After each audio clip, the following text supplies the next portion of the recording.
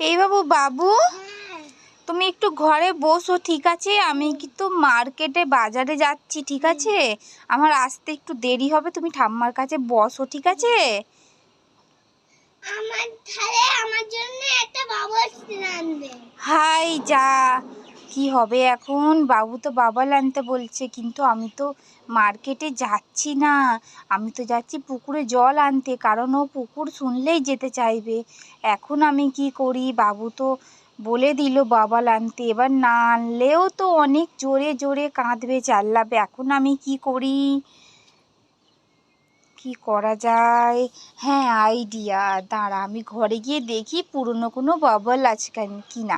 বাবু তো নিজের খেলনা নিজেই চেনে না। এই যে ঘরে একটা পুরনো বাবল ছিল, কিন্তু বাবু তো জানে না এটা ওর পুরনো বাবল। ওকে গিয়ে দিয়ে দেবো, ও ভাববে আমি নতুন কিনে এনেছি। এই বাবু বাবু, এই যে আমি মার্কেট থেকে চলে এলাম, অনেক কিছু জিনিস কেনার ছিল তো কিনতে গেছিলাম। হ্যাঁ এনেছি তো, এই যে তোমার গায়ের কালারের, তোমার জামাটার কালারের হলুদ কালার, দেখো পছন্দ হয়েছে তোমার? ভালো লাগছে? নতুন তো এটা, তোমার এই কালারটা ছিল না তো? নাও খেলা করো, দেখেছো নিজের খেলনা নিজেই চেনে না, বলছে যে ছিল না, কিন্তু এটা তো আমি ঘর থেকে এনেছি, সেটাও জানে না। একটা ওড়াও দেখি কেমন ওড়াতে পারো। বাও কি সুন্দর উঠছে।